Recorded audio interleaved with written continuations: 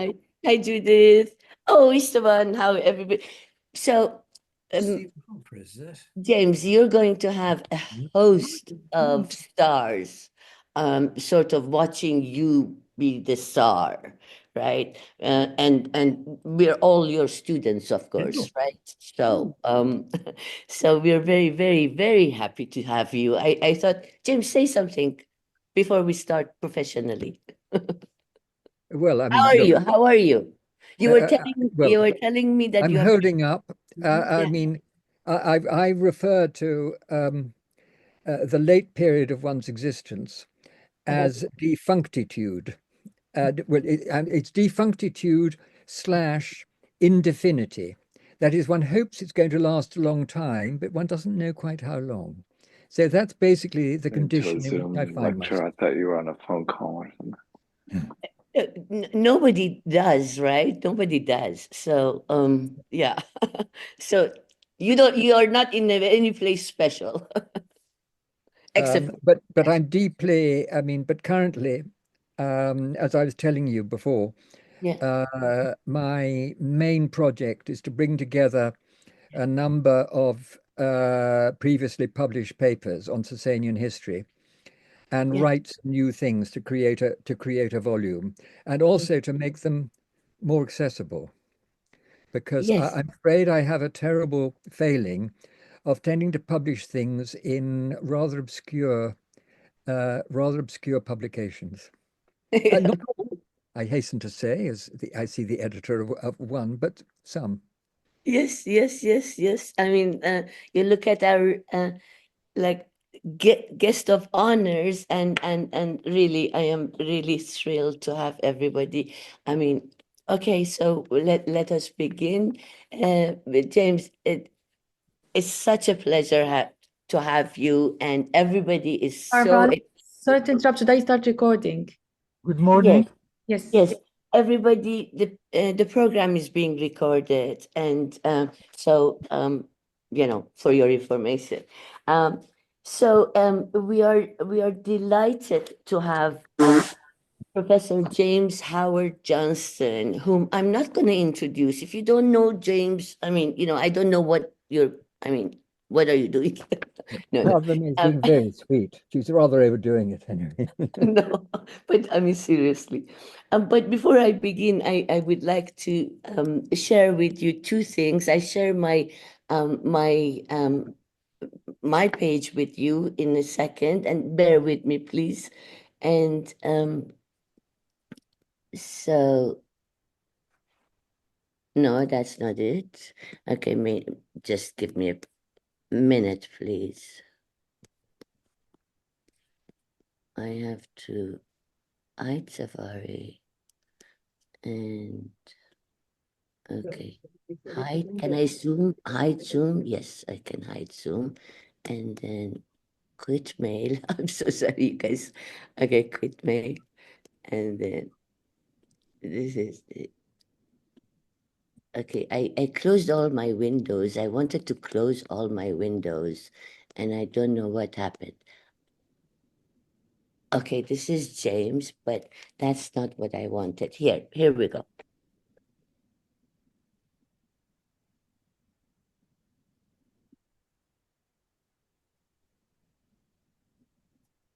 Mm. Yeah, okay. This is what I wanted to tell you. Colleagues, I'm very, very happy to inform you that this year's series of programs is being supported by the very kind grant from Persian Heritage Foundation, and we are absolutely grateful to them for their support of us. They will be basically the supporters of the four lectures, very exciting lectures, as you see from the beginning, that we have prepared for you. So without, okay, so am I there? You saw my page? Did you see my page? No? Oh, okay. Okay, so, but did you hear me? Oh, yes. Okay, that's it. So we're very, very grateful to the Persian Heritage Foundation for their support. And if anybody else wishes to support us, please be my guest. Okay. So, and the other thing that I wanted to tell you is that um, our programming, our excellent programming for Professor Derek Kennett and his wonderful team that we had last as our last program of last year. Unfortunately, we had some problems with recording it, and we're fixing that, and we will upload it as we do with everything else. So please look forward for that coming to you too. So I cannot tell you how delighted we are to have Professor James Howard-Johnston, the dawn of the great dawn of academia, and he is an English dawn. He had James had 4 years at undergraduate reading Lit Hum at Christ College from 1960 to 1964. He was a junior research lecturer again at Christ College from 66 to 71, a junior fellow of Dumbarton Oaks from 1968 to 1971, um, and a university lecturer in Byzantine studies and a fellow of Corpus Christi from 1971 to 2009.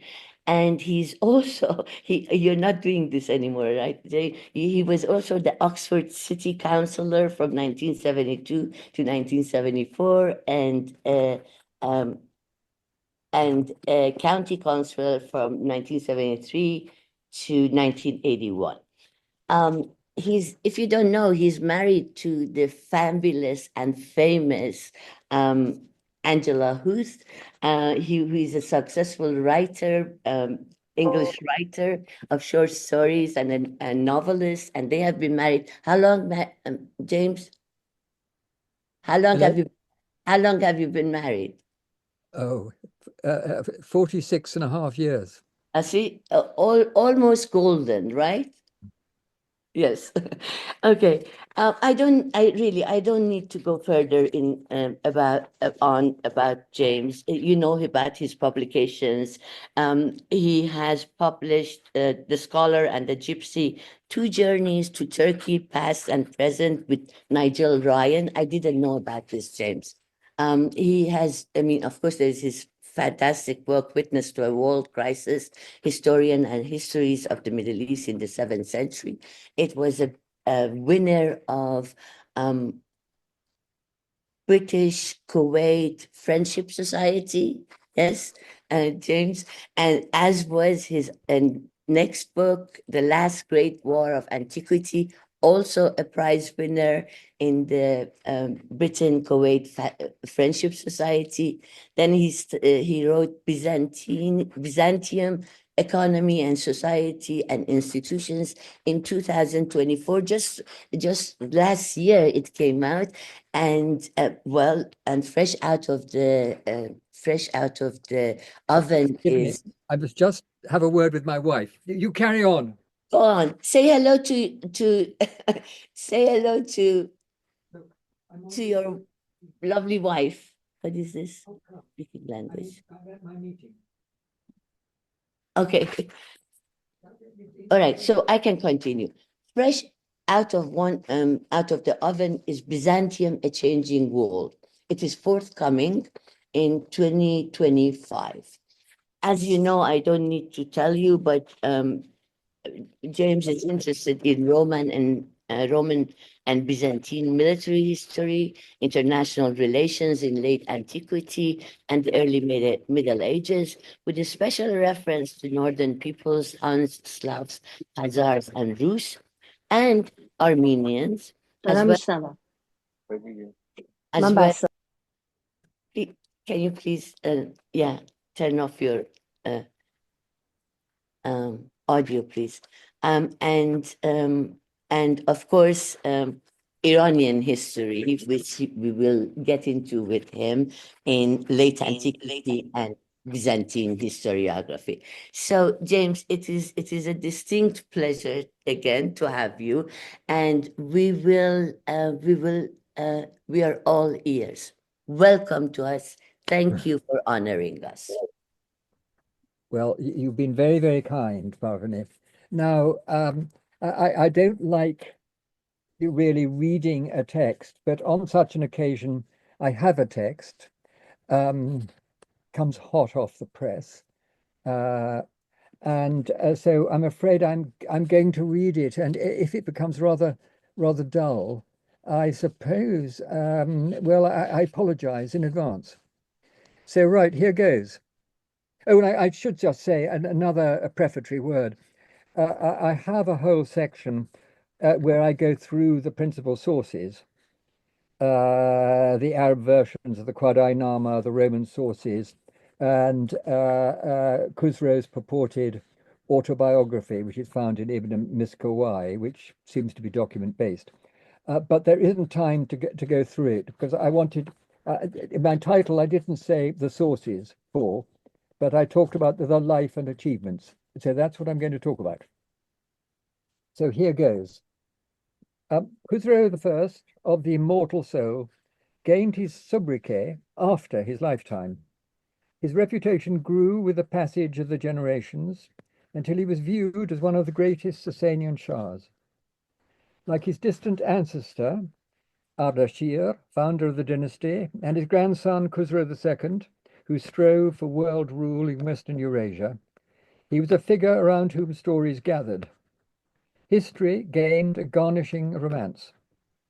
It is certainly worth scraping away at the colourful surface of events and trying to measure his achievements.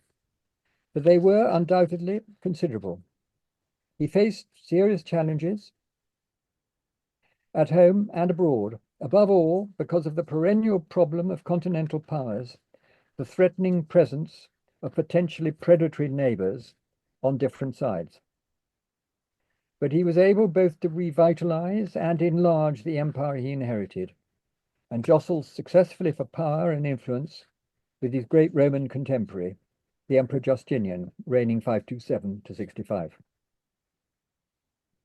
Now, this talk will proceed from Khusro's life in the first section to categorize and assess his achievements. First, the reforms for which he is famed, then infrastructure developments in his reign, and third, his record as a political and military manager of a great Middle Eastern power.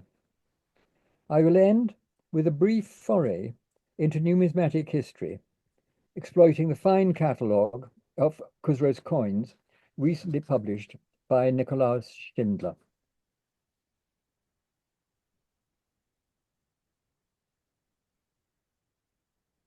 Now, first the life. Opposition to Kavod I's choice of Khusro as his successor had been expected, although there was no primogeniture in Sasanian Iran. Its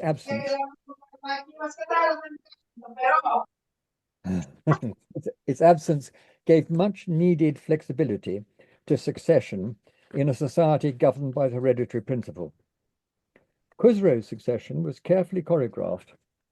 An assembly of nobles was convened. Kavod had written a testament naming Khusro as his heir at the urging of his chief minister, Mabod. This Mabod read out to the assembly.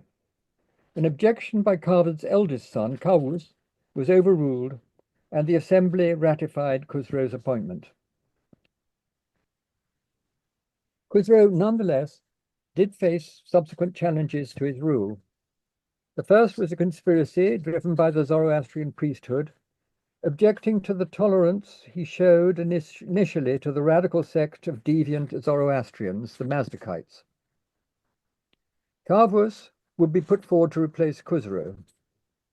The plot was discovered and suppressed, and a short time later, Khusro instituted a brutal and effective crackdown on the Mazdakites.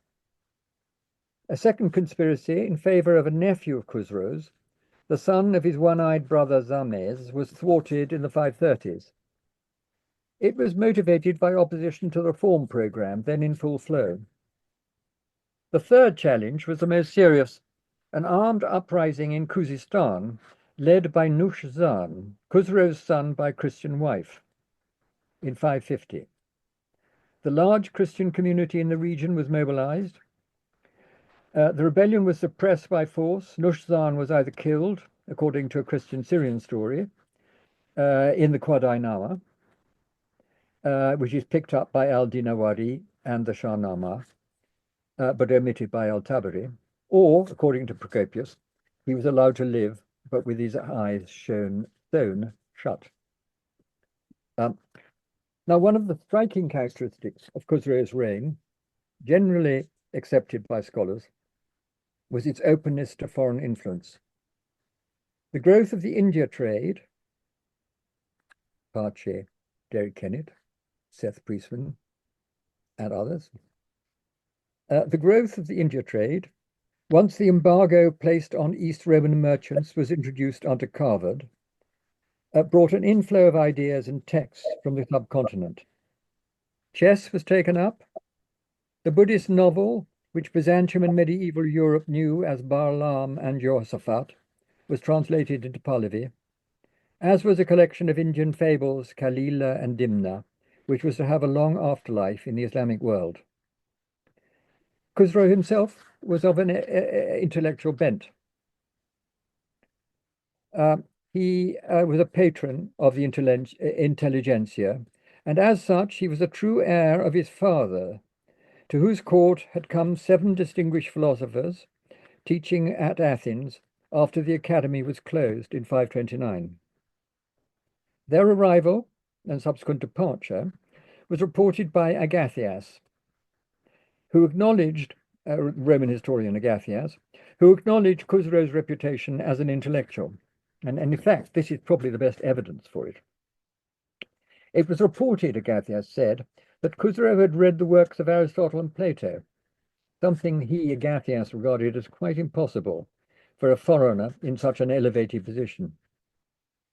Agathias backed his skepticism about this by detailing the success of a charlatan at the Persian court, a Syrian called Uranius, who claimed to be a doctor and philosopher. We should ignore Agathias's intellectual snobbery and attend rather to what was generally said about Khusro. It should perhaps be noted that there are no tales of Khusro's feats out hunting, no praising of his martial skills. It does look as if he was the antithesis of heroic figures of the mythical past, a highly intelligent, cultivated, and rather sickly ruler. If Justinian can be characterized as a boorish ruler with a strong streak of cruelty, a cross, I'm sometimes tempted to say, between Idi Amin and Saddam Hussein, his Persian antagonist can be typecast as a calculating Machiavellian figure, capable of cruelty, but only in a higher cause, in service of a higher cause than self-preservation. I turn now to the reform program, which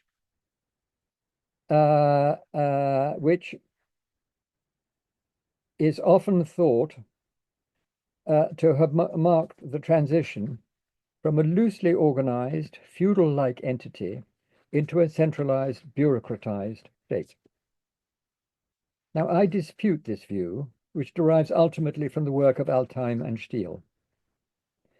It is quite impossible to square it with the material evidence of massive state infrastructure projects in previous centuries. Above all, the extensive development of the irrigation system in the Mesopotamian alluvium. Equally at odds with it is the numismatic evidence of a uniform, high-standard silver currency issued from a plurality of mints, initially 4 under Ardashir, rising to 10 under Shapur I, and over 40 under Bahram IV. Any changes in obverse and reverse types were introduced empire-wide, and stylistic variations between regions vanished when the production of dyes was centralized under Peroz. Finally, it is hard to conceive of the Sasanian army which more than matched that of the Romans and those of Central Asian nomads, as no more than an agglomeration of units mobilized by the leading landholders of the empire. Nonetheless, there can be no doubt that KHUSRO was a great reforming king, and that he succeeded in strengthening the fiscal base of the empire and increasing its revenue, almost certainly because he was set on improving its position vis-à-vis the neighboring powers, Roman and Hephthalite.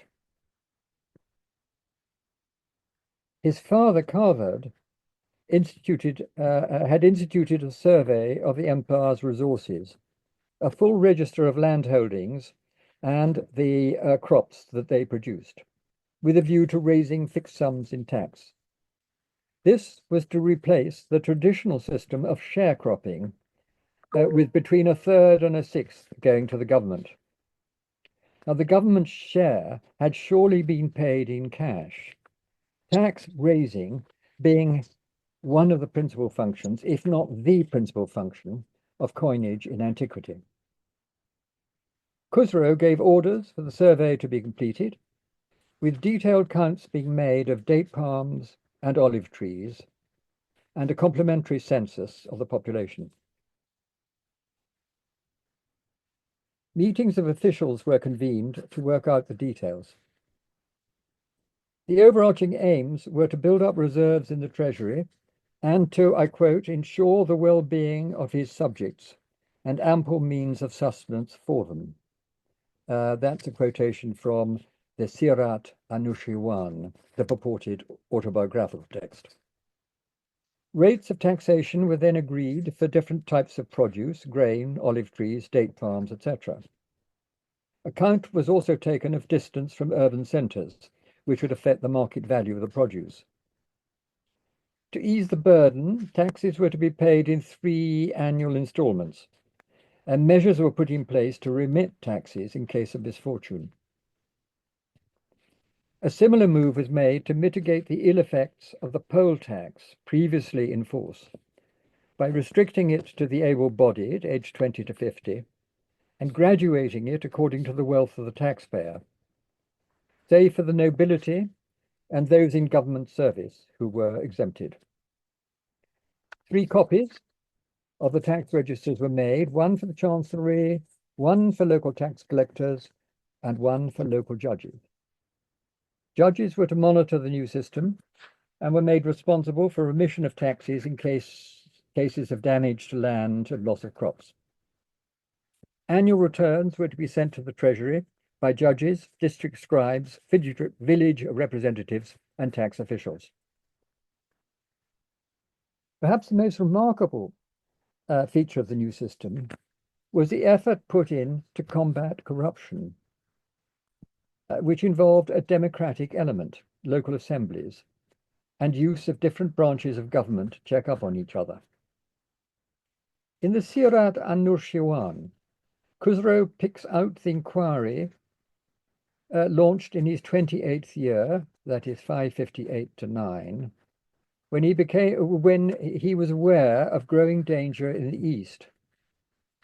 Apart from special measures introduced in frontier areas, where mobads were put in charge, the inhabitants of each tax district were to assemble at its central place, the Persian equivalent of the Roman Mitrokomion, together with the leaders of each village, headman, judge, scribe, and amin, literally superintendent, probably the official responsible for liaison with the village and for collecting its taxes, hypothesis of mine.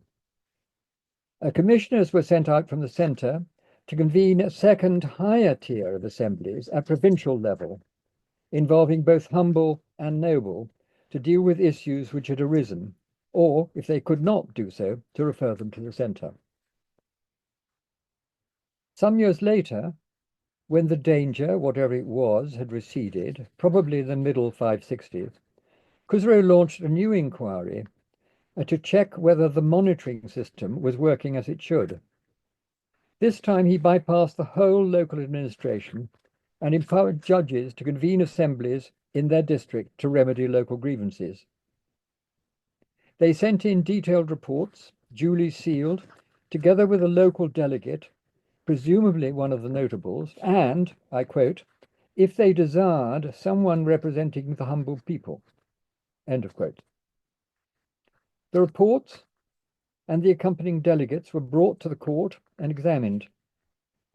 Officials who came in for criticism were summarily dismissed because, I quote, we knew the weakness of the taxpayers against them and against the iniquities of those in power by dint of their supremacy, end of quote. Local disputes were to be decided there and then, if possible. If not, commissions were to be sent out to hear cases with district judges, each commission consisting of a scribe, an expert in religious law, and a trusted retainer of the king. Now, the institution of the fiscal system, the new fiscal system, can be dated securely to the early years of KHUSRO's reign, given that he was continuing work begun by his father.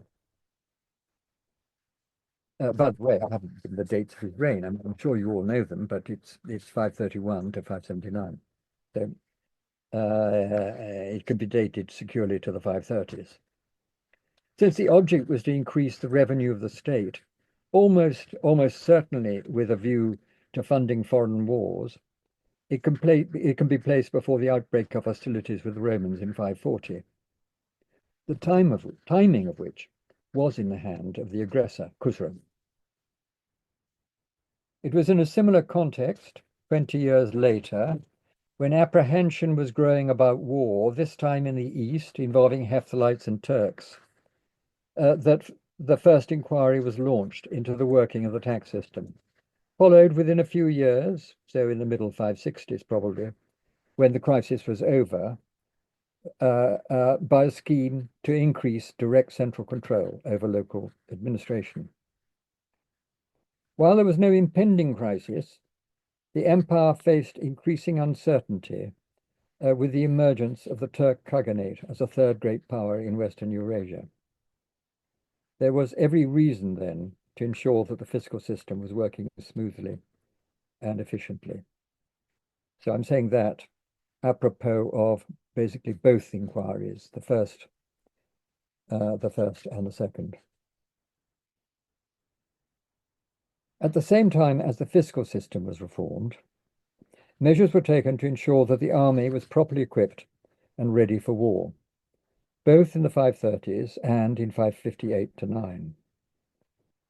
The soldiers who were inspected in the first review were presumably those serving in regiments stationed in the metropolitan area and in the elite reserve forces stationed in the inner provinces.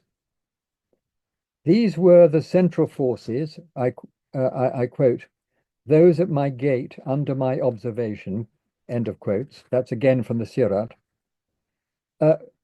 which were distinguished from, I quote, those far away on the borders and frontiers, end of quotes, at the time of the second review. We learn incidentally that soldiers received regular salaries, probably the chief call on state expenditure, before as well as after the reforms. It follows that the Sasanians had long had a regular standing army paid in cash. Indeed, the military demand can be seen at times to have had a discernible impact on the geographical distribution of mints. More important, though, slide 1, please, was a reorganization of the High Command to be placed almost certainly in the 530s, before the war planned against the Romans. Instead of a single central command, the army was divided into 4 regional commands, each headed by a sparbed. This imparted greater flexibility, an ability to react quicker and more effectively to changing circumstances. The regions, which can be reconstituted on the basis of the allocation of provinces recorded in the middle 7th century geographical work of Ananias of Shirak in Armenian, the regions were designed to cover the main theaters of war. Each included a supply zone and a recruiting ground, in the mountains mainly, as well as sectors of the frontier. Media, where all four commands intersected, formed a vital zone of transit through which reserves could be passed from one command to another. I turn now to infrastructure projects.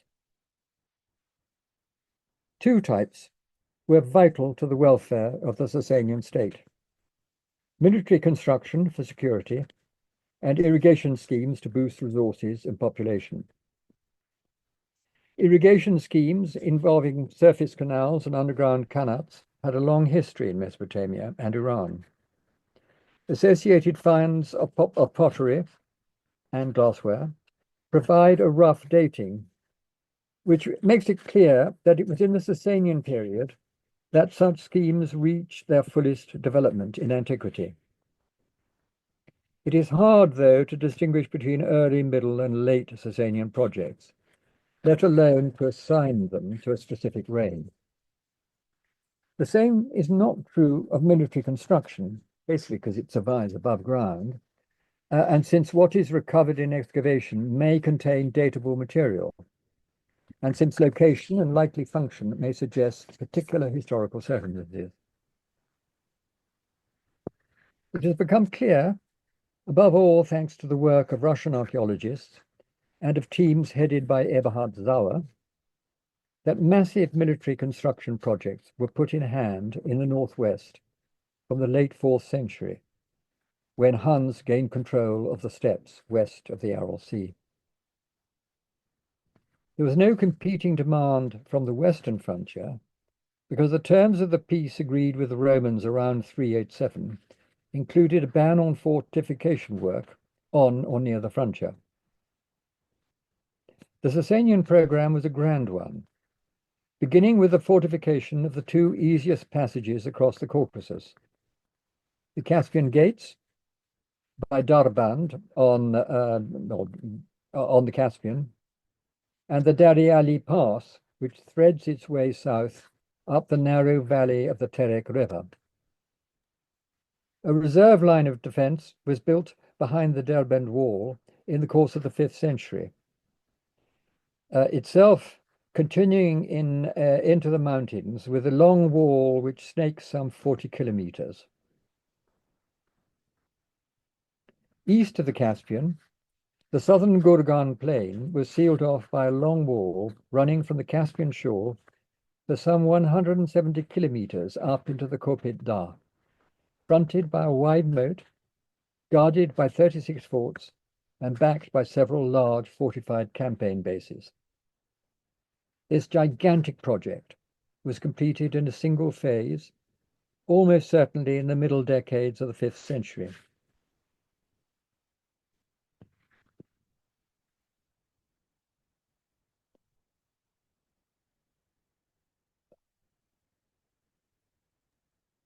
James, a little bit. The appearance of the slide. You have your slide, yeah. It came as a surprise. Yeah, yeah, sorry. No, someone in the chat said you mentioned slide 1, so I just got confused. Yes, thank you so much. And I will say slide 2 in a moment. All right, okay. So I'm gonna keep it like we got slide 1 shows the four commands. all right.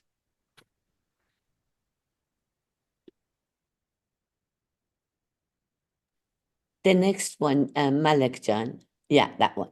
Yeah. That right.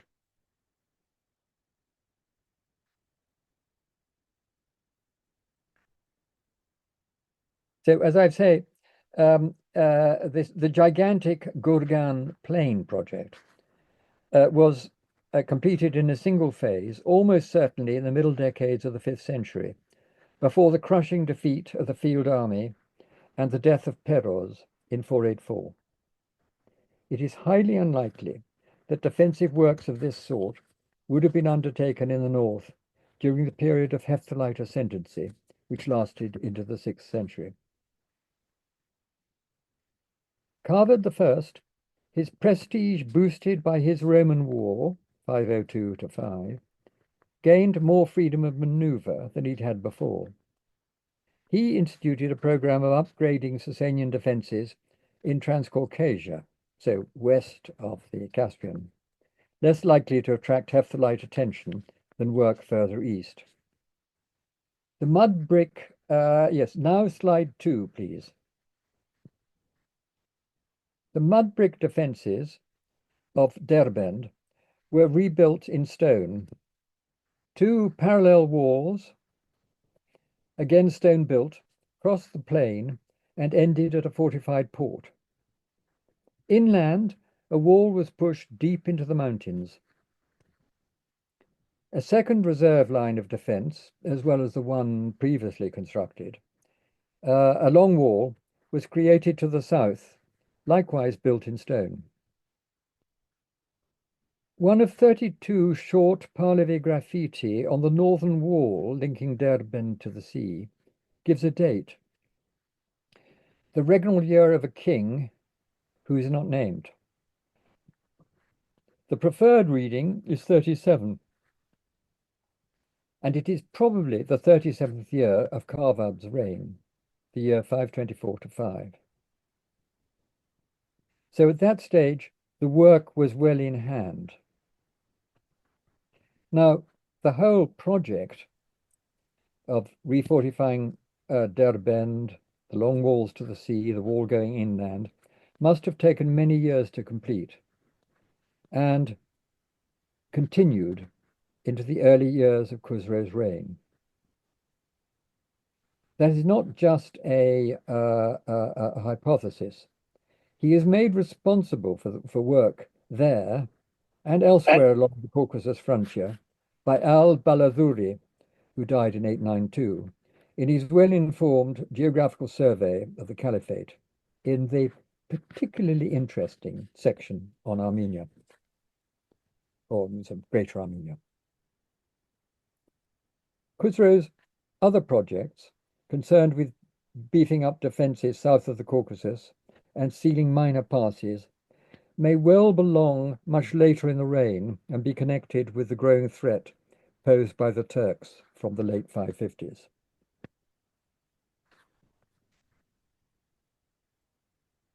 Now slide 3, please.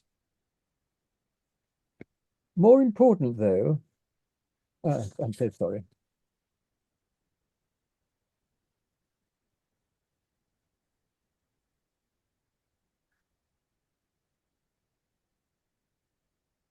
Now, as I've already said, it's hard to date civilian infrastructure projects with any precision. There are 2, however, which may plausibly be associated with Khusro.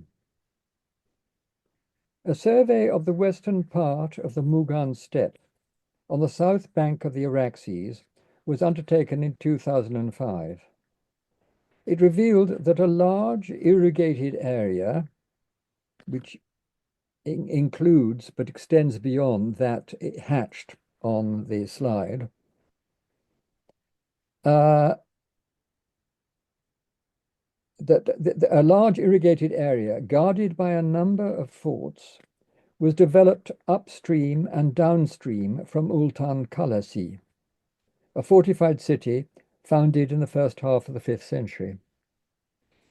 This scheme was fed by offtakes from the Araxes, and you can see them, which themselves supplied a branching system of irrigation canals. And it's that branching system which really provides the evidence for the scheme extending over the plain, together with the forts overlooking it.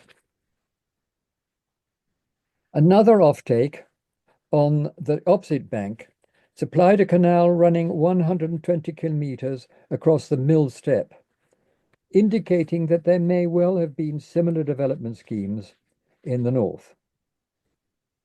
Now, extrapolation should not be pressed too far, but the signs are that extensive areas in lowland Transcaucasia, within reach of the 2 great rivers, the Araxes and the Kura, may have been developed once security was guaranteed by improved frontier defenses. That would place the development program in the reign of Khusro, large areas of steppe would have still been available for allocation to the large number of Turks, 53,000 according to the Sirat ANUSHIRWAN, who came over to the Sasanians in the second half of 567 and were welcomed by KHUSRO. He went to meet them in Azerbaijan. He granted lands and honors to their leaders, and, I quote the Sirat, secured the supply of provisions to them and decreed to establish them on land with water supply, end of quote. They were divided into 7 groupings and distributed across the empire to reinforce the frontier defenses. Azerbaijan is mentioned along with Merv in the east as one of their settlement areas. The second civilian development project, the Naravan Canal and associated works, was on an altogether larger scale. Let's have slide 4, which is in a sense ridiculous to produce at this stage, but you'll see on the left bank of the Tigris a dotted line signifying the cut of KHUSRO. But the map itself is showing Sasanian defenses. Now, this was the grandest of all irrigation schemes undertaken in Mesopotamia in antiquity. A large trunk canal diverted water first from the Tigris near the site of the Abbasid city of Samarra, then from its 2 great left-hand tributaries in this area, the Adhaim and the Diyala, to supply a network of branch canals which irrigated a huge swathe of land, including the lower Diyala plain, before the trunk canal rejoined the Tigris below the metropolitan area. It performed 3 functions. It made the metropolitan area with this and its immediate hinterland self-sufficient in grain. It served as a transport route, and it provided Ctesiphon, hitherto exposed to attack on the left bank of the Tigris, with virtually impregnable defenses. Now, the attribution to KHUSRO rests on the name given to its northern half in Muslim sources, the cut of KHUSRO. Now, this seems eminently reasonable. The capital available for infrastructure projects was not unlimited, and the main calls on it in the 5th century were the fortification projects in the north. And after the defeat of Peroz, there was a massive outflow of capital in tribute to the Hephthalites.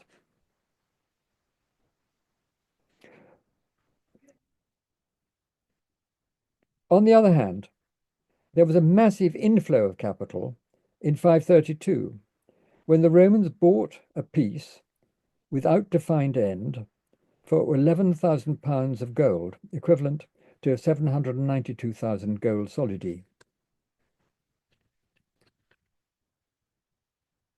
There was little opportunity to undertake so large a project in the troubled last decades of the 6th century, when the Turk threat weighed upon policy planners.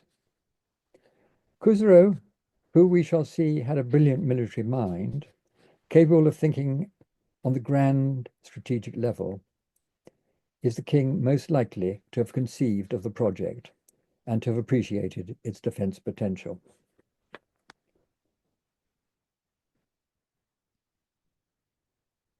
So KHUSRO did much to improve the functioning of the Sasanian state.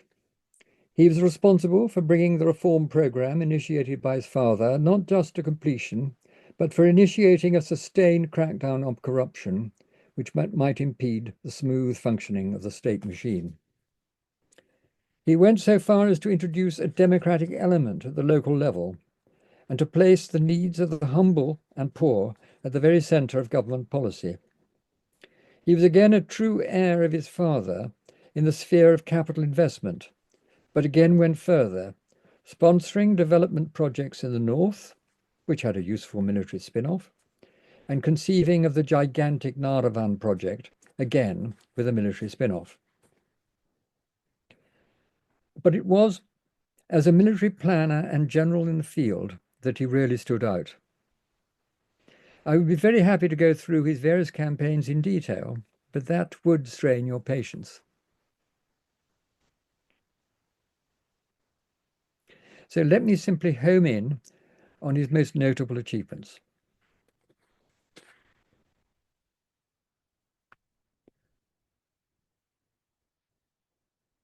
Khusro was ready to go to war by the late 530s. A pretext for breaking the 532 treaty came when the Armenians in the Roman sector of Armenia made what I take to be a stage-managed appeal for Persian help. This drew Roman attention north, away from the main theatre of war to the south of the Taurus. Could we have slide 5 now, please?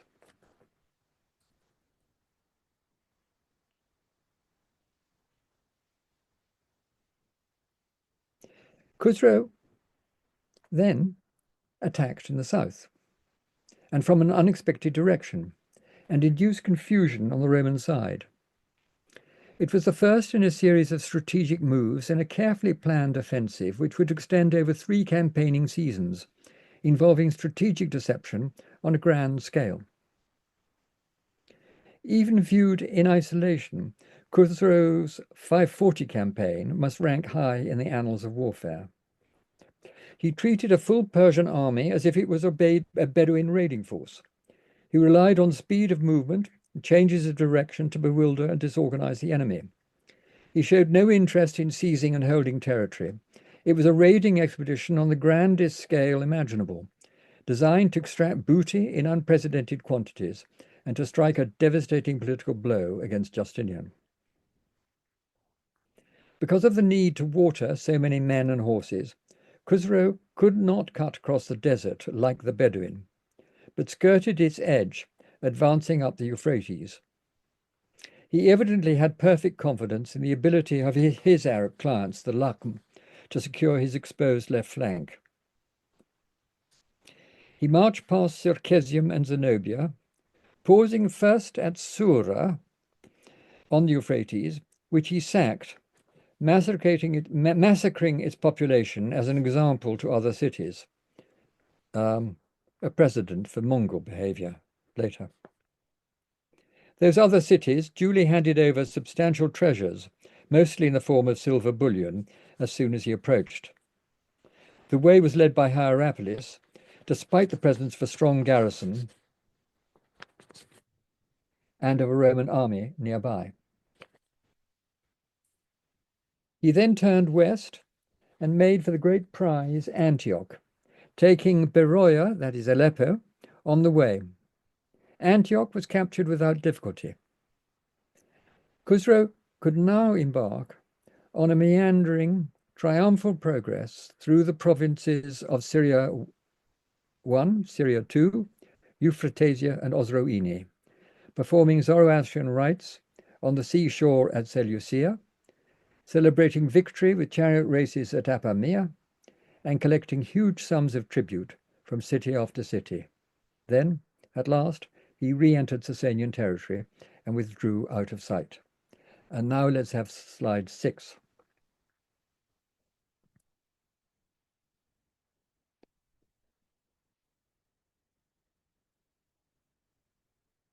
The 540 campaign served an ulterior purpose. It was not simply an opportunistic venture, but the prelude to the main offensive aimed at gaining territory as well as booty and prestige. The 540 campaign can be categorized as a gigantic diversionary operation, intended to ensure that Roman attention and resources were concentrated south of the Taurus in 541. It worked perfectly. Justinian's great general Belisarius, summoned back from Italy, was sent out to northern Mesopotamia with reinforcements.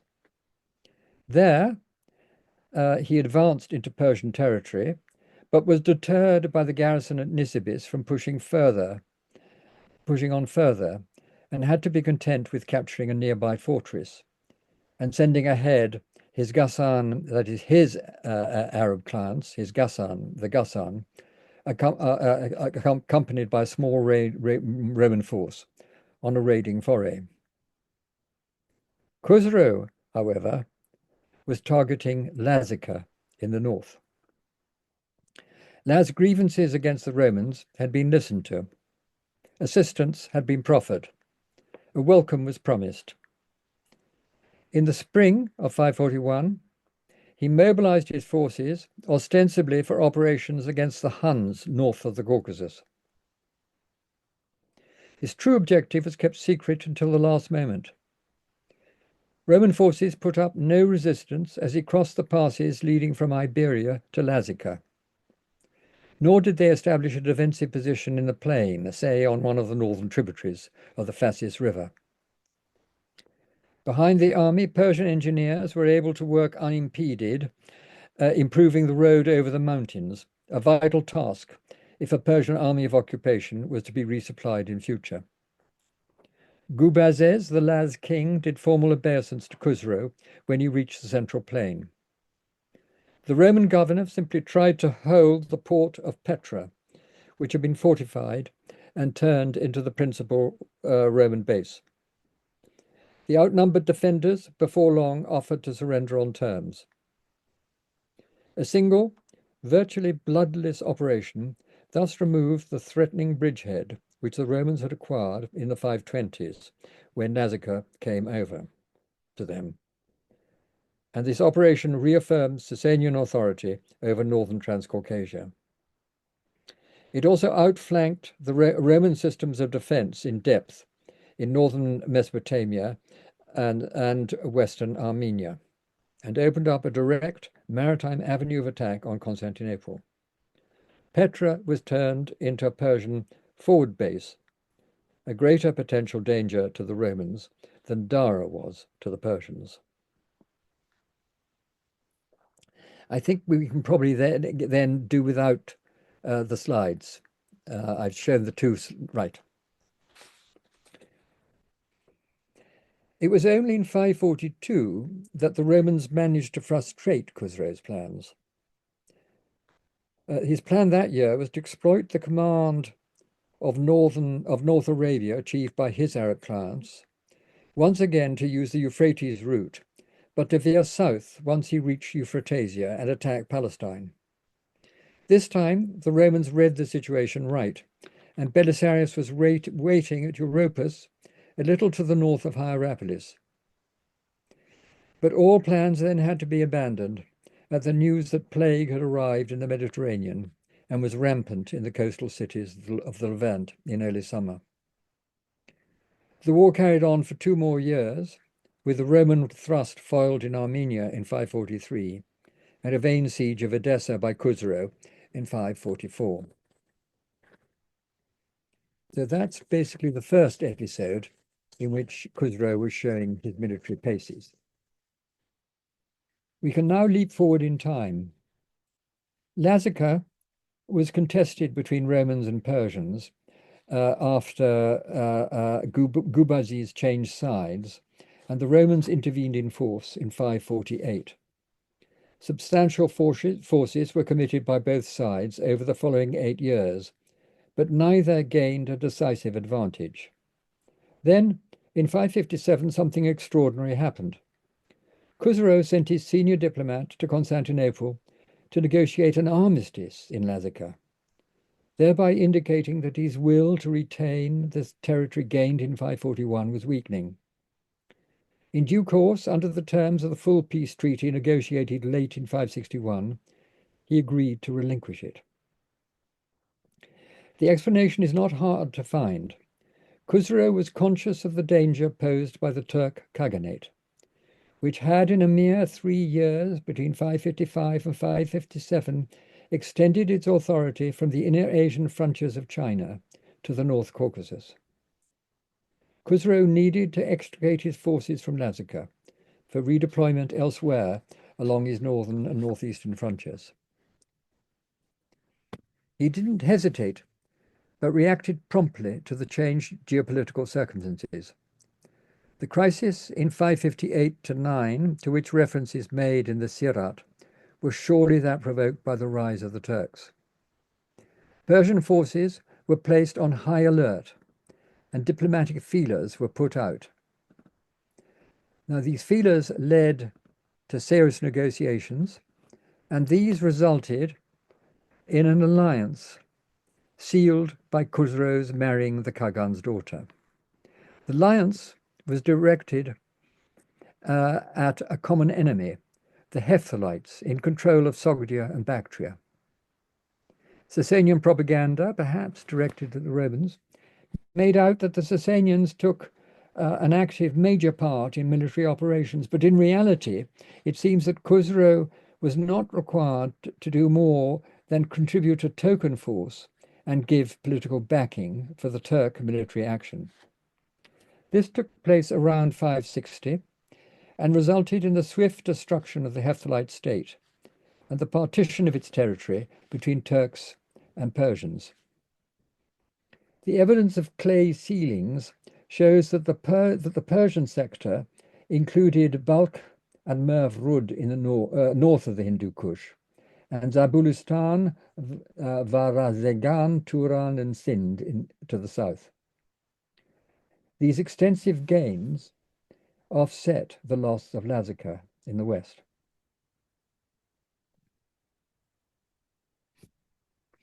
The brilliant generalship demonstrated by Khusro in his Western War was thus complemented by an impressive grasp of geopolitics and the implementation of a new grand strategy oriented to the north and east.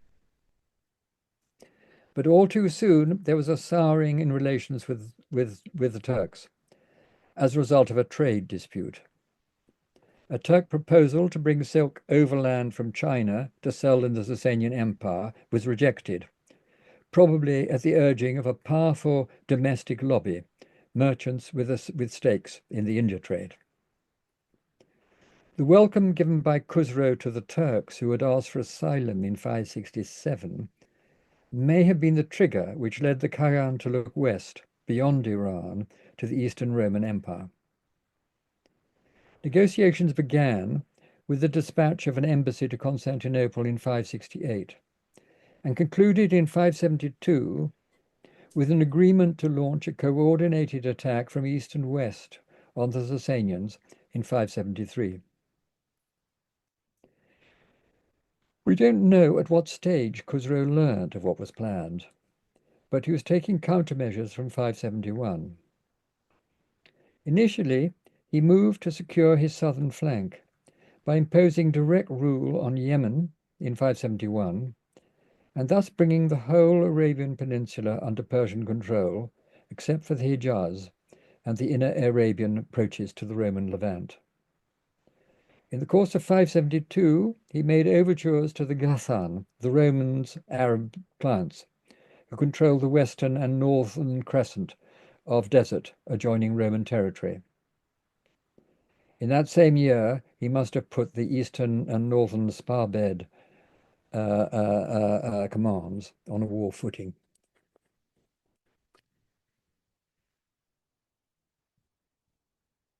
The first hostile moves were made in Armenia in 572, where an insurgency began with Roman encouragement. It led to the withdrawal of Persian forces. Then, in 573, the Romans launched their planned offensive targeting Nisibis, the chief Persian base, as well as a great city and educational center, on their North Mesopotamian frontier.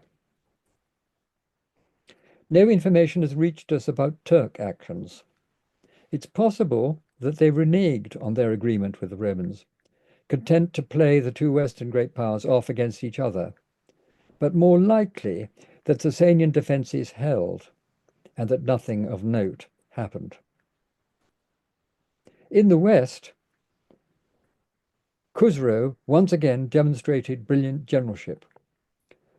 The Romans advanced on Nisibis, laid siege to the city, confident that the Ghassan were shielding them to the south. The Ghassan, however, had been suborned, and Khusro was able to march undetected up the Euphrates once again, turn north along the Kabul River, and achieve complete surprise when his army appeared to the rear of the Romans besieging Nisibis. The Roman army broke and fled. Khusro promptly laid siege to Dara, using the siege engines which had been captured outside Nisibis, while a 6,000-strong raiding force ranged freely over Syria, capturing forts as they pleased, causing widespread devastation, and sacking Apamea. The city was systematically destroyed and its population deported. Dara fell in November 573. It was an unmitigated disaster for the Romans. The Emperor Justin II, who had initiated the whole grand plan of coordinated attacks for the Turks, suffered a nervous collapse from which he never recovered. The Roman field army of Orient, south of the Taurus, was destroyed as a fighting force, and Khusro was able to begin a counteroffensive in the north, and the difficult process of reasserting Sasanian authority in Transcaucasia. And that was a process extending over 574 and 575. In 576, he took personal charge of operations and set about impressing the Armenians with a spectacular demonstration of Persian power, once again involving a bold offensive stroke. He mobilized his army at the very beginning of spring, catching the Romans by surprise, took the southern Arsanias route into Roman Armenia, turned north, and advanced along the northern, well, to the northern Araxes-Euphrates invasion route, which he then advanced along. He was forced to pause for a month outside Theodosiopolis, the main Roman forward base in Armenia, modern Erzurum, waiting for the road west to become passable at the end of the spring thaw. This lost him the initiative. He was then caught. He then did march west into northeast Anatolia, where the Roman armies which had been wintering in Caucasian Albania, that is modern Azerbaijan, ex-Soviet Azerbaijan, the other in northern Mesopotamia, caught up with him. Thereafter, he had to maneuver under constant threat of attack. Nonetheless, he sacked two important cities, Sebastia and Melitene, and successfully extricated his army. He suffered some losses, much exaggerated in Roman propaganda, when crossing the Euphrates at night. Now, the war on the Western Front was to continue for another 13 years. But the great crisis, when the Sasanian Empire was threatened by two rival great powers, had been surmounted. Khusro had shown a good grasp of geopolitical and strategic realities, and his ability to outthink and deceive his enemies. His command of armies in the field was masterly.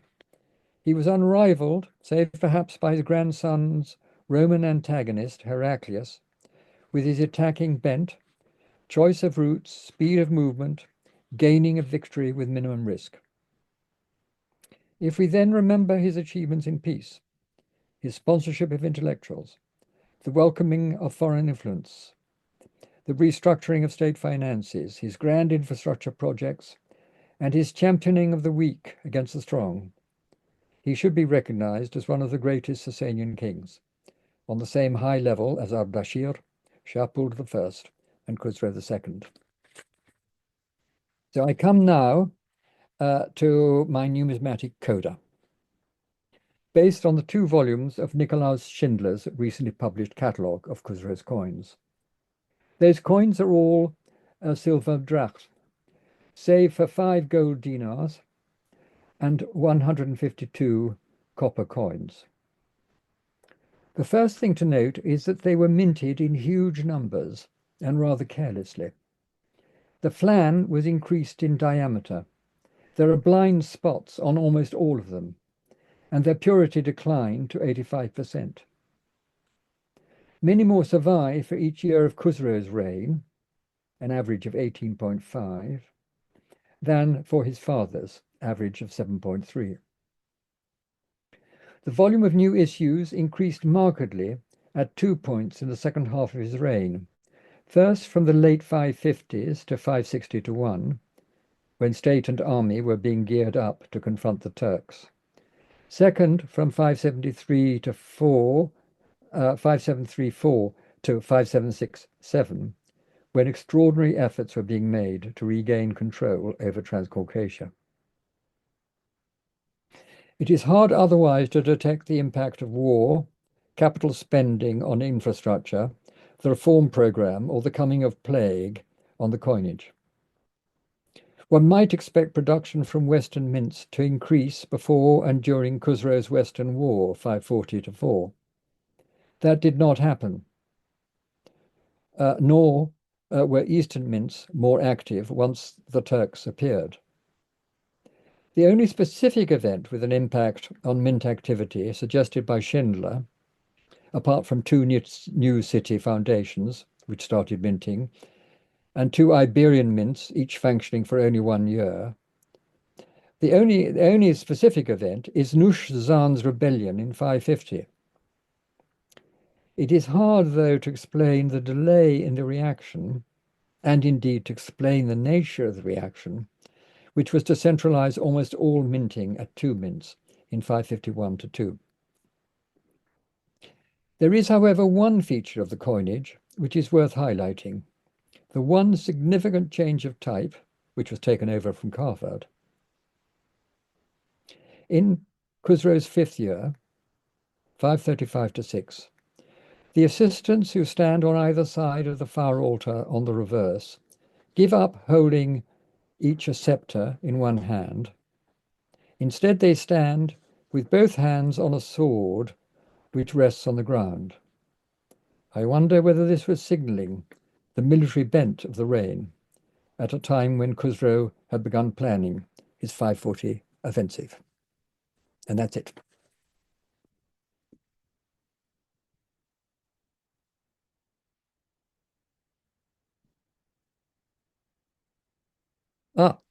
Parvana, I'm you muted. Yes. Oh, what happened to James? I'm here. Okay. Would I'm you like to here. get a drink? A drink? No. Yes. No, I'm fine. Thank you so much. Thank you so much, James, for that tour de force.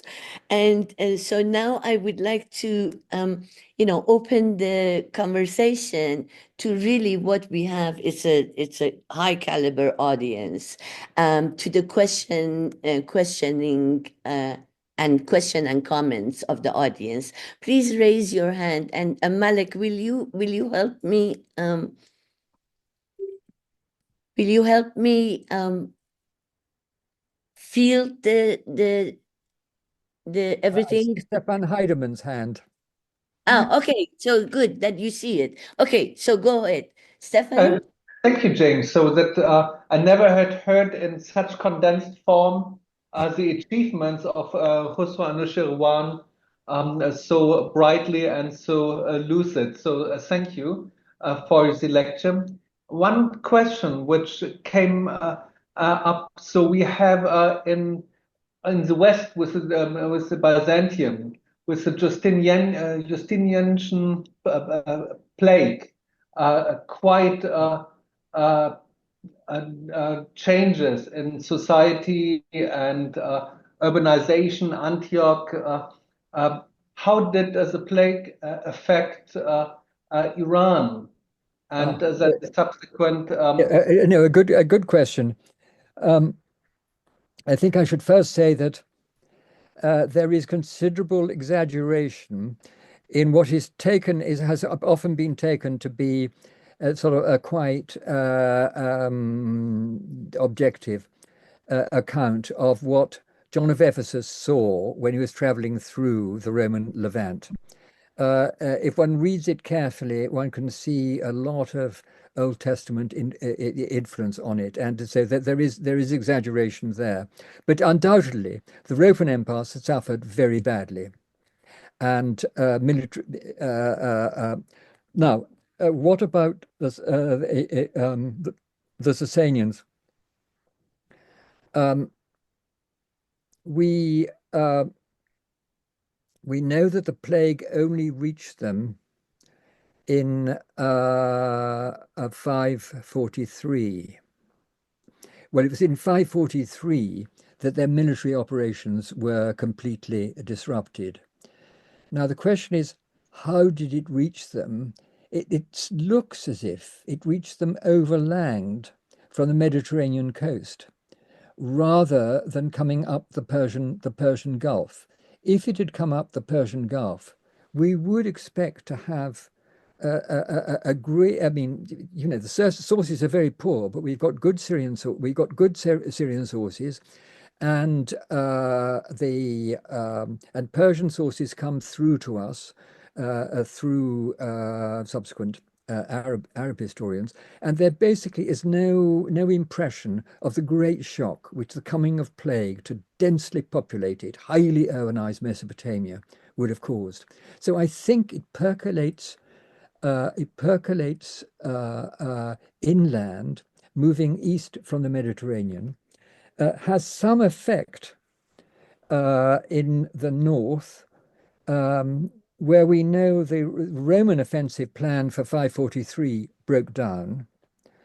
But basically, I would say that if Arabia was relatively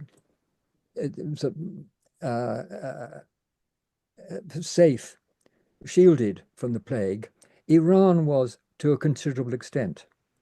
And even more so, the Hephthalites and the Turks.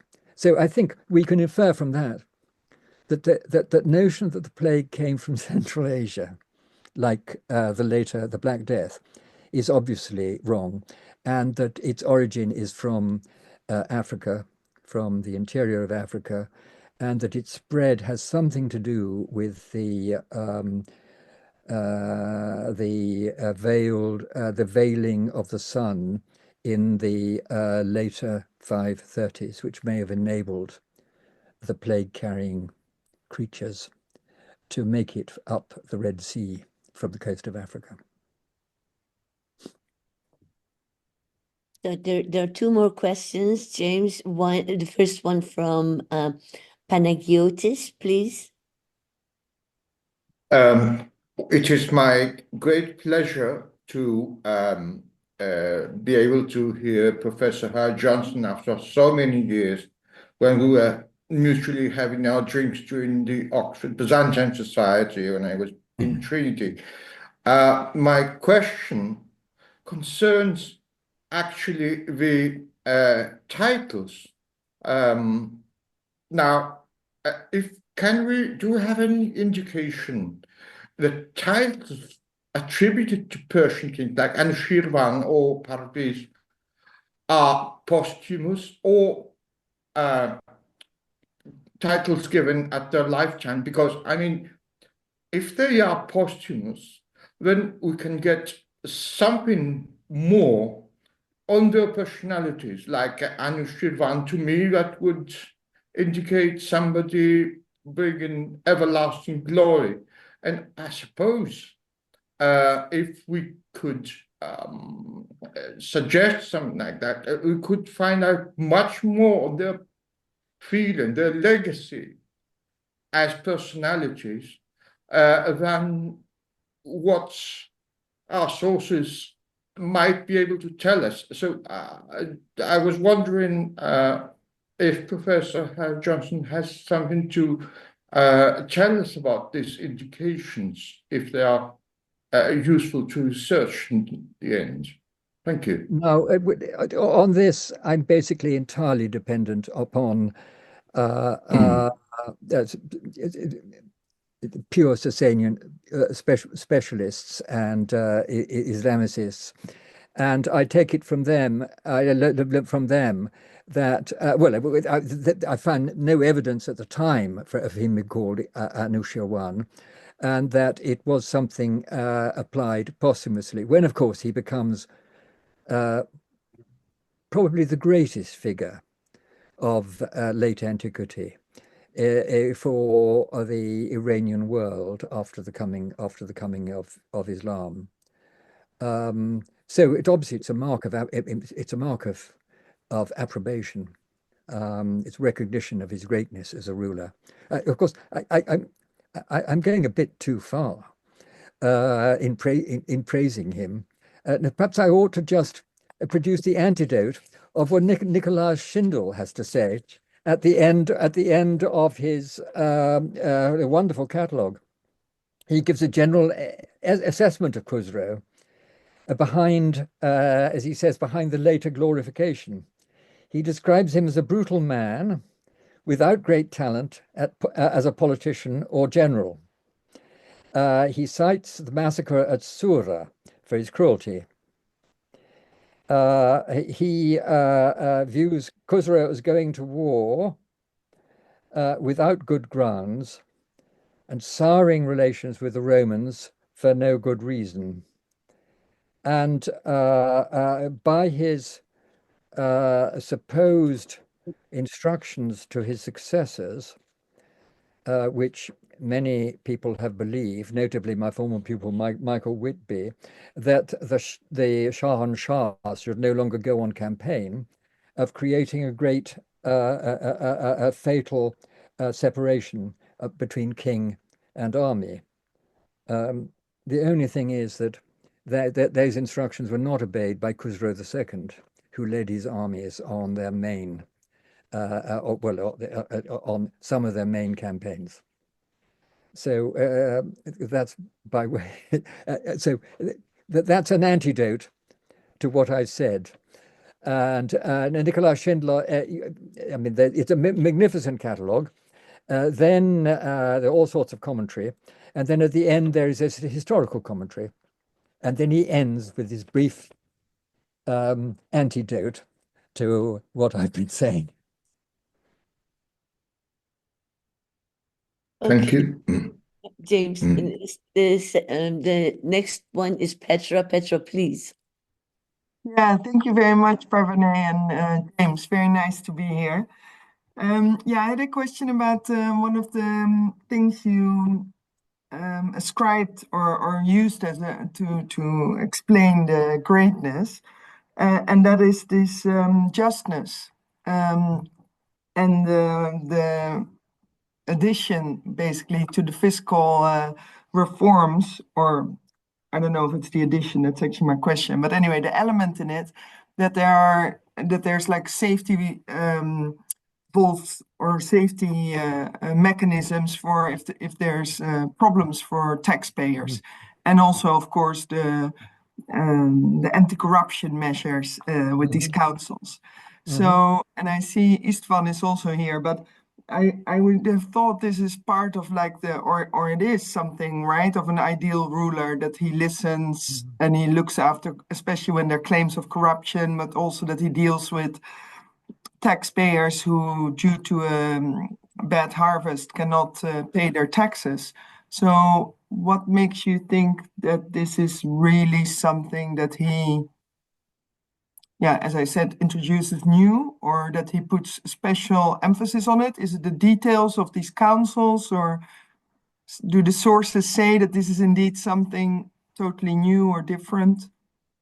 Thank you. Well, what's new is that instead of there being variable tax, depending upon a year's crop and its value, there now was going to be a fixed rate of tax. And the account which we get of it, which comes ultimately probably from the Quadainama, and it picked up through later sources, principally Al-Tabari, but also Al-Dinawari and Yaqubi. It's introduced with the various stipulations which to make so that otherwise it might have had a very, very harsh effect on taxpayers. Now, other fixed rates of tax, like that of Byzantium, again had complicated systems for reducing the tax burden or omitting it entirely. So it's plausible, but it does that relies on basically a single ultimate source, which has a Sasanian origin. Now, as regards the theme of justice, that we're getting from the Sirat ANUSHIRWAN, and it is clearly we simply have extracts from what looks to have been a sort of self-justificatory text. So it must be handled with care, but it's the detail about the processes that is rather impressive. I mean, I've relied hitherto entirely on the work of Zayef Rubin, who translated the relevant passages and analyzed them. And in looking at them, I began to see that there was rather more to them than Zayef had noticed. In particular, that there were two levels of assembly on the first occasion. There is a village, I mean, a rural district assembly, and then there is an assembly at a local city where attended by the notables of the region, but where the humble may also be present. So all of that is, I mean, it's very similitude. It's not really enough as a basis. But on the theme of justice, I mean, you're quite right. This was a perennial theme in a Sasanian royal ideology. The king must be just, must look after his subjects. And then there was a crucial relationship between the prosperity and welfare of the country and the strength of the army defending, and so on. However, there's one little extra piece of evidence, and it is that in Khusro's reign, judges, it looks as if they're senior provincial judges, acquired a new title, that of Pardon, will be able to pronounce it properly, but that of defenders of the poor and judge. And that's so that suggests that justice and the concern for the poor was something particular to Khusro.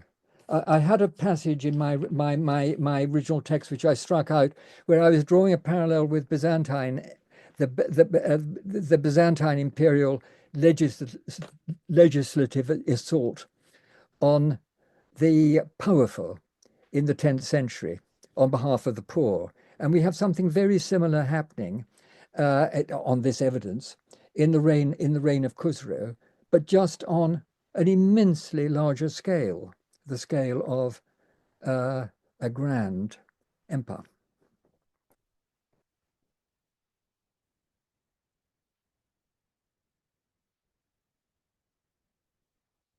Can't hear you. Still can't hear you. Yes. The next question, it comes from our dear friend Ishtaban. Ishtaban, come up here. So it's Say thank you. Can you hear me? Yep. Can you hear me? Yes. Okay. Thank you Fine. for the majestic talk. I'm very much following up on Petra's question, and so we have in the Arabic sources, and not just in the Sira, but in others as well, this image of Anushirwan being this philosopher king who patronizes intellectuals and listens to them, and he's also the just king. So one other, so of course he is in the Kalila Badimna, and there is also a description of the Nowruz festival and the speeches of that festival, which may be really going back to original text. Now, what I'm interested in it is really the evolution of this Anushirwan from the historical figure to the ideal king of these sources. What do we know about this? So your talk highlighted that there may be real elements in it, but when this ideal figure appears, is it already in his own life, or is it in later Sasanian literature and hagiography of rulers? How much it is the creation of the Arab writers or Arabophone or Arabo writer? So, yeah. Well, I'm really not the best person to answer this question. My instinct is to think that it's a creation of Arab writers after the event. And I suppose what you have is, I mean, another great figure, of course, is KHUSRO Aparavez, KHUSRO II. And he, an enormous number of stories gather around him. But, of course, he was ultimately responsible for the weakening of the Sasanian Empire on the eve of the Arab invasions. So it may be that the figure of KHUSRO the first started looming larger latterly after the disasters brought by KHUSRO, because KHUSRO II would have outdone him by far, because he basically virtually destroyed the Roman Empire. Then it all went wrong. But basically, Paravani and others can answer your question far better than I. Yeah. May I attempt to do so, James? Istvan, I think, of course, that this whole notion of justice and the circle of justice, I mean, people know that I've argued that it's a Mithraic concept, and it's a circle of justice, and all ideal kings have to abide by that. Now, I don't think this is a Sasanian invention. I think this is a Parthian invention. And I think it is a way of appropriating the ideals of a much older culture. I mean, if one presumes that Mithraism has been there for a long time, which I do, so this has a very ancient heritage, but it is not necessarily only confined to the Iranian notion of kingship. It is, the Iranian one is a little bit different, but this is a notion of kingship that has spread across cultures, right? That's one thing that I'm actually convinced of, but yeah. And so I don't know whether that answers you or not, Esteban, but that's part of the answer, I think. Thank you to both. Thank you. Stephen Humphreys, I'm very glad to see Stephen Humphreys there. I'm glad to be here. Parvati, can I ask your indulgence to say hello to my two old Oxford colleagues from 18 years ago, to Petra and as well as James. And then I actually have a comment that I hope will be useful. Absolutely. I was thinking about the one way of judging a ruler or any government is sort of what the state of things is at the end of their time in power. And it strikes me that if you compare, at least momentarily, the situation in Iran and the Roman Empire by 579, that Anushirwan has left his empire in rather good shape, and for all the challenges it faced, the Romans are probably in the following 20 years less engaged with Iran, so far as I can tell, but heavily engaged in the Balkans and Italy, and that's where they have to put a lot of their resources. But it strikes me that Anushirwan probably was aiming at something big, but also something manageable, which was to make his empire the paramount power, but not necessarily the exclusive world power in the region. In a certain way, you can say he knew when to stop. Yeah. And his grandson, KHUSRO II, I think had the weakness, especially as somebody who has brilliant victories early on, of not knowing when to quit. When he's done enough to achieve any reasonable goals.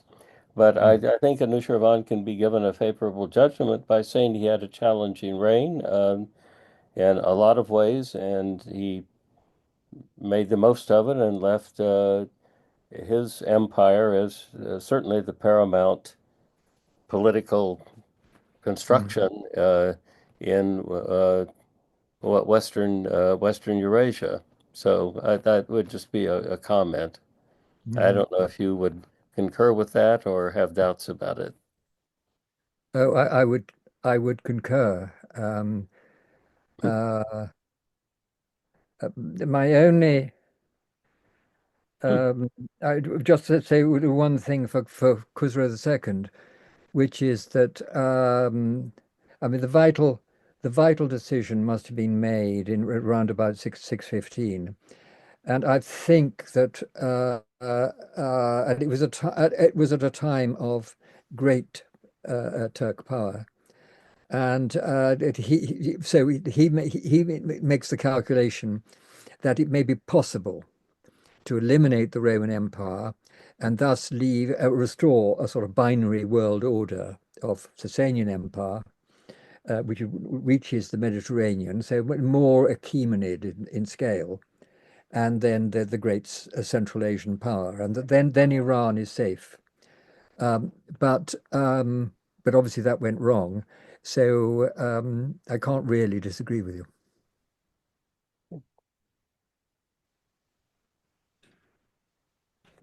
Parvini, you're silent. Stephen, you want to continue, or should we go to the next? I'm quite done. No, I think others Okay. may have more interesting things to say. Excellent, thank you. And you will be invited on to this platform. You know that, right? So, Scott, no, Dimitri is next. Dimitri, please. Yes. I'm here. First of all, I'd like to say thank you so much for this really interesting lecture, and I have a question to Sir Howard-Johnston, considered both with the pre-Islamic Iranian history, and it would be connected with the image of kinship and the state in the minds of ancient Iranians. I've read an article by a modern Russian researcher of ancient Near Eastern world, Alexander Nemirovsky, and in those article he makes some kind of discussion about ancient Near Eastern models of monarchy, of understanding of the existence of state, of kinship, and he says that the ancient Iranian model of monarchy was kind of truly despotic, absolute monarchy, where the king was placed above all traditions, above maybe even it is possible to say the law, and mostly, of course, he tries to support his position with some texts, with some material which has connection with the Achaemenid story and the story of Hellenistic states of West Asia. For example, he, as I remember, quotes Herodotus. For example, the story about Cambyses, when some of close people to him, people said that he could go against the tradition and marry his sister, and there are some other things. But what is interesting for me, he also mentions the Sasanian story, the Sasanian history, excuse me, please, for a mistake. And he mentions a story about Khusro Anushirwan and his tax reforms. And according to this story, one of his grandees tried to propose some corrections into the program of tax reforms, and the king didn't accept it. And to say more, he even punished those men and ordered some other grandees to beat him to death. And he says that this story is an example that everything what was said by king was true, was a law, and it couldn't be even disputed without going against him. For example, if you even are not against the king, if you try to, for example, propose him some ideas to make his kingdom better, and if he didn't allow you to speak or something like that, you would be considered to be kind of traitor maybe. And what is my question? I would like to hear the opinion of Sir Howard-Johnston on such a view on ancient Iranian monarchy, and how true it was considering the Sasanian state. And thank you for an answer in advance. Right. Well, look, there's no question of it. I mean, it may have been an absolute monarchy in theory, but in practice, the magnates, the great families, exercise enormous power, and rule basically is carried out as a collaborative project between the Shah and the great magnates. But we do have the story of the objection to the poor objection to the tax reform. That story comes in. It comes with the Quadrinama material, and I'm afraid that I'm inclined to view it as one of the stories that sort of collected around the great figure in the transmission of the Quadrinama. But you're quite right; it could be just an illustration of the, in theory, absolute authority of the Shah. But I mean, it's a grisly and unpleasant episode, which I don't like, and I'm afraid I don't believe.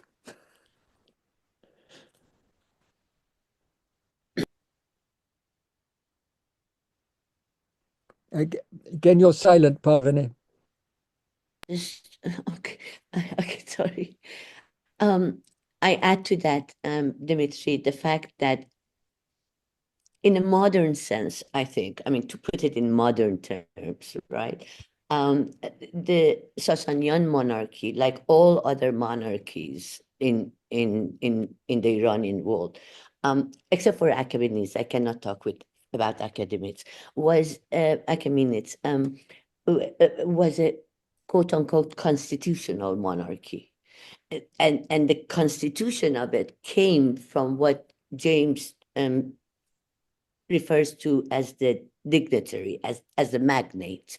And, you know, according to me and my work, they are really Parthians. And in the book that is hopefully finishing, I'm I will even bring more evidence to that. But so this goes into this whole business of circle of justice, and the circle of justice. I mean, in a sense, you could argue that the magnates were the one who imposed the justice onto the king, onto the Sasanian kings. Yeah, because it was, I mean, it was an ancient phenomenon anyway. Now, so yeah, that's my take on that. James, Scott is waiting, has been waiting for a long time. Scott McDonough. Scott, let us see you, please, if you will. Come. Scott? He was. I'm working on it. It's just I'm unfortunately I'm driving at the moment. Oh, okay. So, don't look. I'll keep my questions brief so I don't cause a pile up on the in New Jersey. At any rate, my first question was, since you've written so extensively on KHUSRO II and sort of the early Islamic period, I'm wondering which of KHUSRO the first reforms do you really see as kind of enduring over the long run? His kind of quadripartition of the empire, his tax reforms, things like that. And then the second question I had was just whether you might comment a bit about the sort of roles of Christians under KHUSRO the first, and how you see them kind of fitting into his reign. But I'll sign off and so I can listen in. I'm very impressed at having an audience member at the wheel of his car.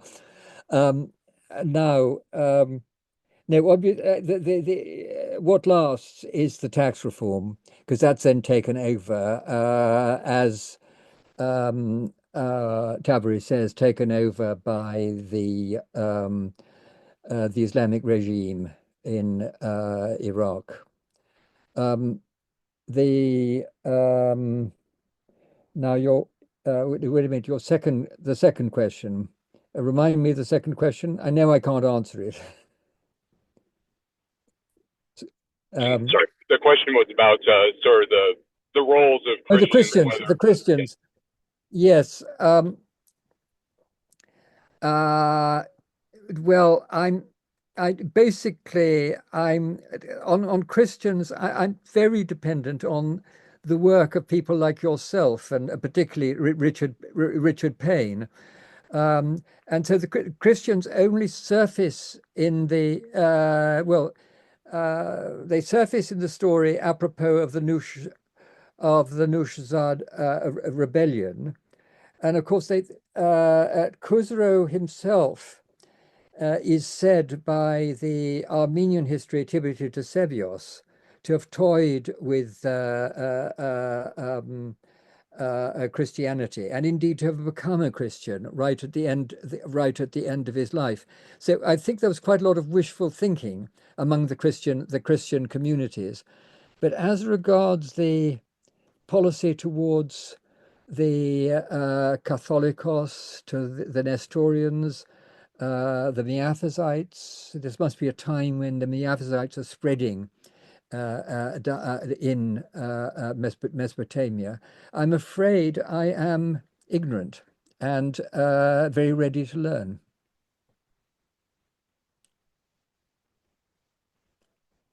On that, well, we have, James, believe it or not, we have a member of the Sasanian family himself who wants to ask you a question.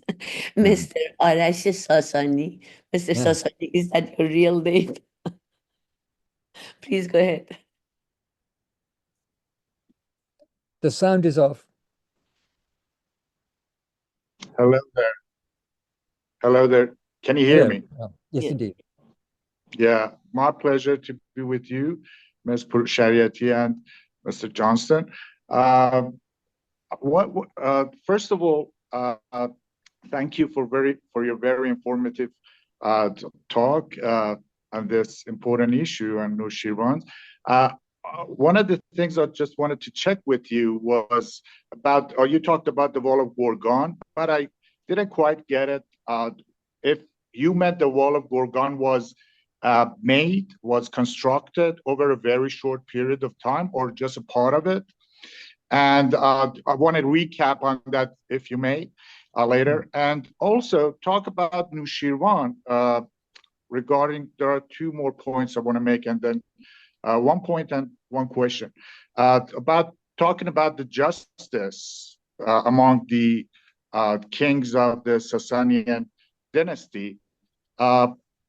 We have this narration, this thing that is attributed to Hormuz IV and Anvari, if I'm not mistaken, talking about the speech that Hormuz IV gives after coming to reign and basically threatening every general who is corrupt, then going to actually behead a lot of them, or depose a lot of them, and saying that I'm here to defend the weak, and I'm going to be against the strong ones who abuse their power. And in my opinion, sometimes I do think that that could also attribute to the atrophy, to the demise of the Sasanians, by weakening the country, by getting rid of a lot of the generals later on during the KHUSRO Parviz era. Maybe that kind of left its toll on,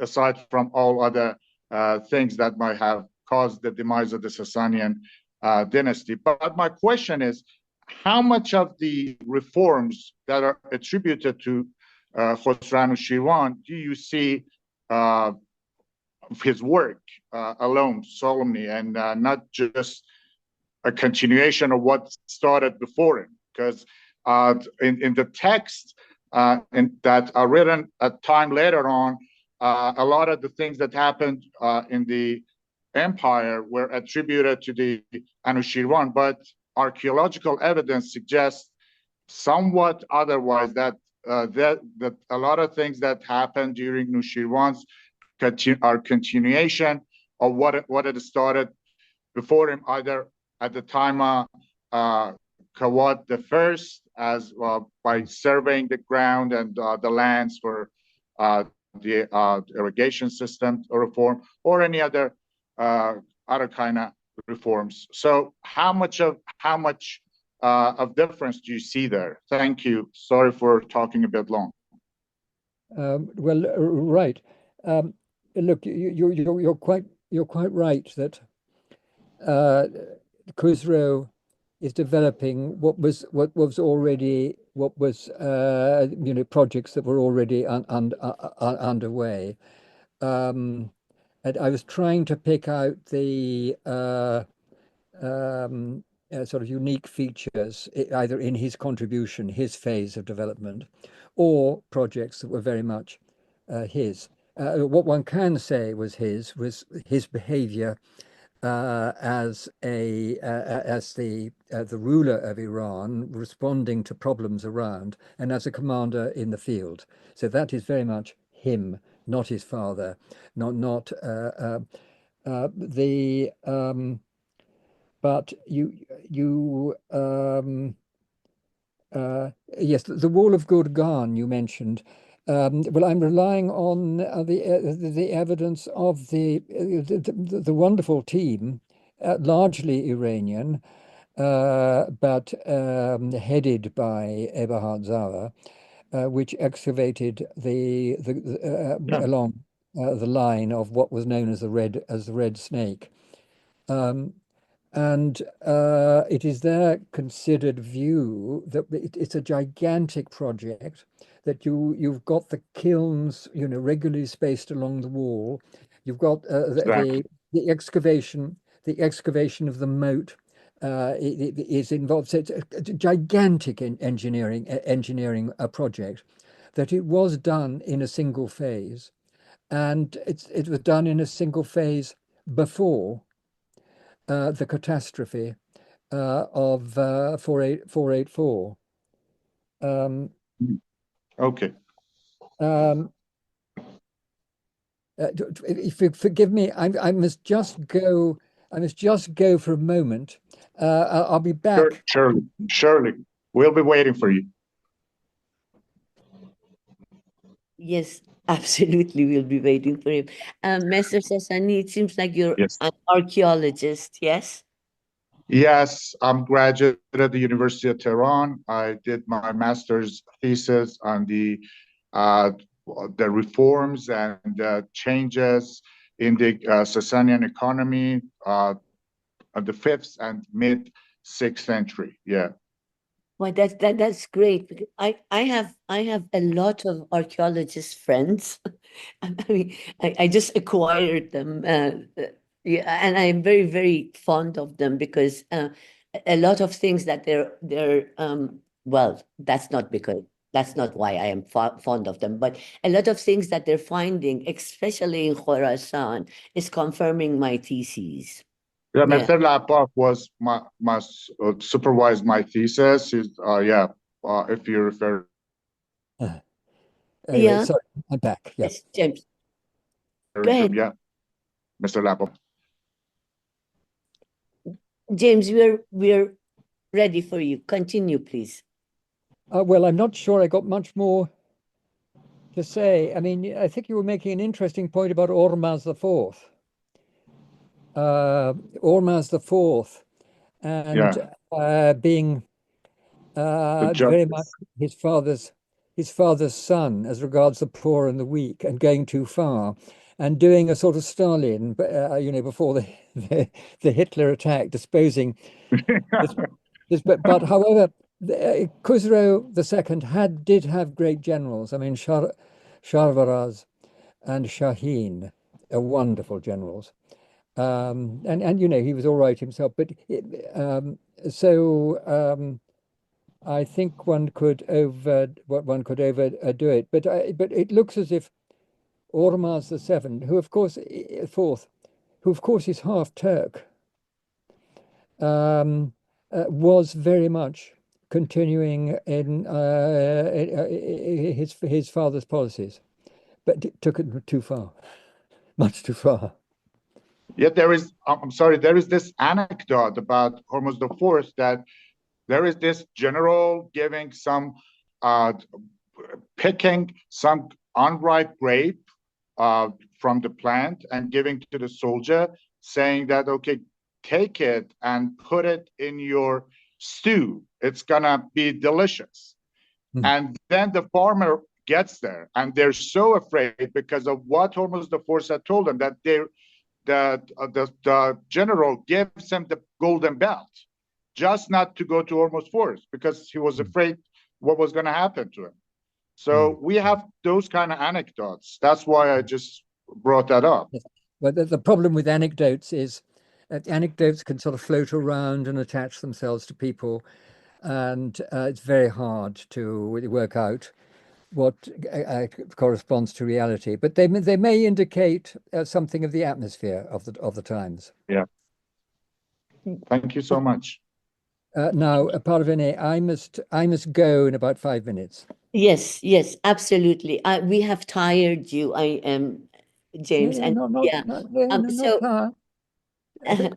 fresh, but just I'm expected to go to supper with my daughter tonight.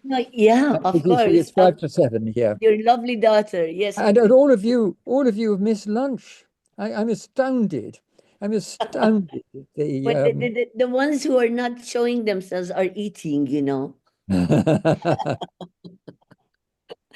So, James, let us take, there are two more questions, but please make it very, very short. There is Amin Yari and then Ishtaban. And Khodadad, I'm sorry, we won't get to you because it's 2:00 already. Go ahead, Amin. Hello, can you hear me? Yep. All right, it's nice to see you. It's an honor. I don't know whether you mentioned this, but I wanted to know how so like you see at the time that Khosrow was a monarch, there was this man called Mazdak. How was his how effective was his thoughts in the society of Iran when Khosrow was the monarch. I'm sorry, I'm not quite catching it. Are you asking me about the beliefs of Mazdak, or I mean, I rely. I mean, are you Yes. I'm talking about Mazdak. I'm sorry. Yeah. the beliefs of Mazdak? Yeah. Okay. Well, I'm basically a follower of Josef Wieserhofer on the subject of Mazdakites. He gave a wonderful seminar in Oxford many years ago, and I happened to find my notes on it yesterday, and it seemed to me absolutely excellent. And his view, basically, he presented them as having a sort of clear. There were clear sort of ethical and theological views which diverge from sort of mainstream Zoroastrianism. There was a particularly strong ascetic trait that, and that they became when Carvard withdrew his sort of favor from them, that's when they became very much more radicalized. But the problem is we get sort of highly colored attacks on them, and it's very hard to work out what the substance was. But it seems to me that they were questioning the strict system of the social order, one, and two, the strict system of basically different groups having different functions in society, and they were loosening it, probably allowing marriages between highborn and lowborn and so on. However, I'm conscious that I haven't really got to grips with it. Clearly, they were a social and political force of some significance in the second reign of Carvard, and clearly KHUSRO was able to basically destroy them as a group at an early-ish stage in his reign. I mean, presumably in the 530s.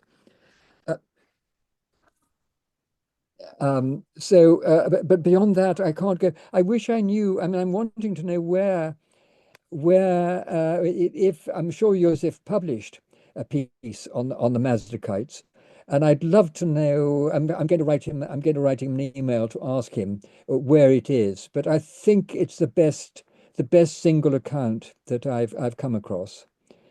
But I'm sure there was some social trouble. There was some resistance to the established order after the catastrophe of 484. But there's also a religious element in it, but they're grossly traduced in the historical tradition. So, James, for your information and for I'm sorry, for I have also published recently on the Mazdakites and Gabad and guess what, Mithraism, of course. Yeah.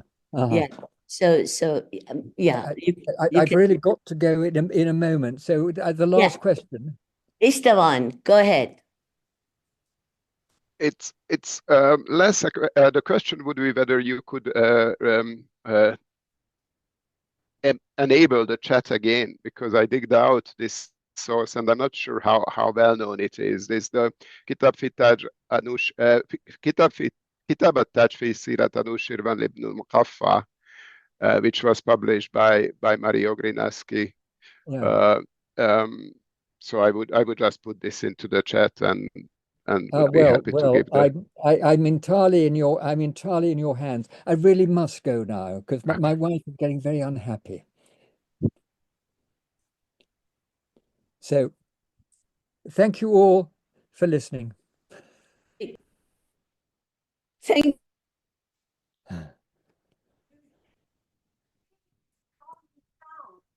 Parvane, you're muted. Dear Parvane? Yes, I must I be off. was unmuted. James, Uh-huh. thank you so much for everything. Thank you very much. We will have you back because I have a lot of questions from you. Uh-huh. Thank you, everybody, for being with us.